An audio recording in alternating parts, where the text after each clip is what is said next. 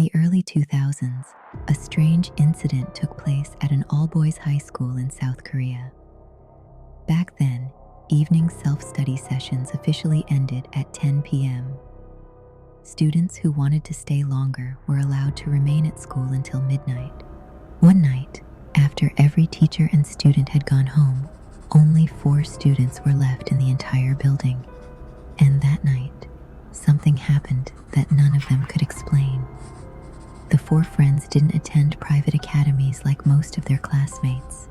Because of that, they often stayed late at school together. Most nights were uneventful. They studied, they joked around. Sometimes they played cards to kill time. That night started no differently. Their classroom was room 1. The school hallway stretched all the way to room 12, and after everyone had gone home, the building felt completely different. Quieter, darker, almost unfamiliar. At some point, one of them jokingly suggested a challenge. 혼자 12반 끝 벽까지 가서 찍고 오기 콜? Naturally, a game of rock, paper, scissors decided who would go first. The storyteller lost. At first, he thought nothing of it. But the moment he stepped into the empty hallway, the atmosphere felt strange. The corridor bent near rooms 2 and 11, creating blind corners at both ends. His friends stood near the restroom by room 2 and watched him walk away. When he reached room 6, the motion sensor light flicked on above him. He glanced back. His friends waved and motioned for him to keep going. Everything still felt normal. Then he reached room 11, and for reasons he still can't explain, a sudden feeling of fear hit him. There was nothing there. No movement, no shadow, nothing waiting at the end of the hallway. Yet standing there, staring toward room 12, he felt an overwhelming urge to turn back. Instead, he ran forward, slapped the wall near room 12, and immediately turned around. But when he looked back toward room 2, the lights were off, and his friends were gone. Only seconds earlier, he had been able to see them. Now the hallway felt much longer than before. He shouted, 장난치지 마라, 시발놈들아. then sprinted back toward room 1. As he passed room 6, the sensor light turned on once more. When he finally reached the classroom, his friends were waiting inside, laughing. Even the classroom lights had been switched off. The prank had worked. Or so they thought. Next, it was A's turn. Before leaving, A looked at the others and said, 진짜 장난치지 마라. The others promised nothing. The moment A disappeared past room 11, the remaining 3 quietly grabbed their bags and slipped downstairs. The plan was simple.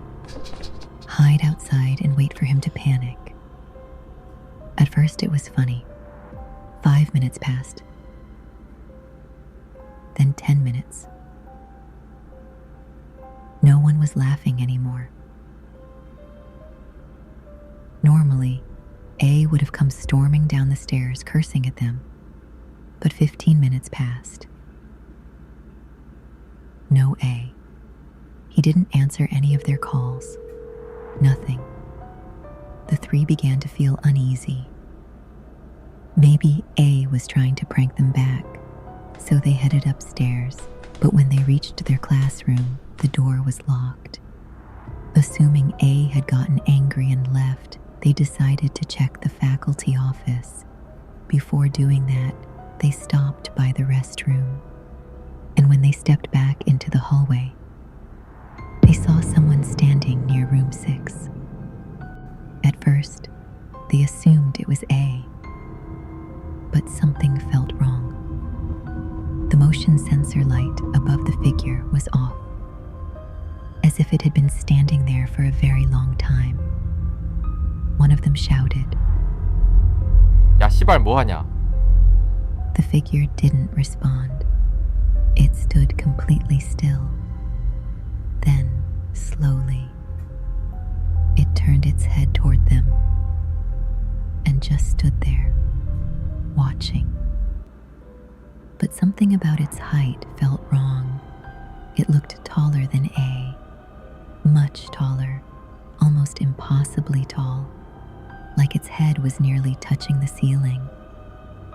Then C quietly whispered, 얘들아, 저거 A 아닌 것 같다. Nobody spoke. Nobody moved. The three simply stared. Seconds passed in complete silence. Then the storyteller said one word. 나가자.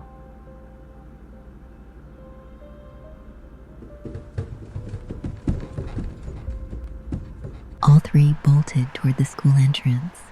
Outside, near a bus stop in front of the school, they found the real A. He was smoking, looked confused. 왜 이제 나오냐? 그리고 왜 전화를 안 받아 씨발. But when he saw their faces, he immediately knew something was wrong. After hearing what had happened, A went silent. For a few seconds, he just stared at them. Then he said, 너희들도 봤냐 그 새끼? then revealed that he had experienced something similar months earlier. Late one night, while washing his hands in the school restroom, he happened to glance toward the last stall. There was someone inside, or at least he thought there was. What caught his attention was the height. The top of a man's head was visible above the stall partition, far higher than it should have been. He said he felt an immediate sense of dread. So he pretended not to notice, finished washing his hands, and left without looking back. That night, the four friends went home shaken. The next morning, another student arrived at school before they did. The moment he saw them, he was angry. Why did you leave every classroom door open? And why were all the lights on?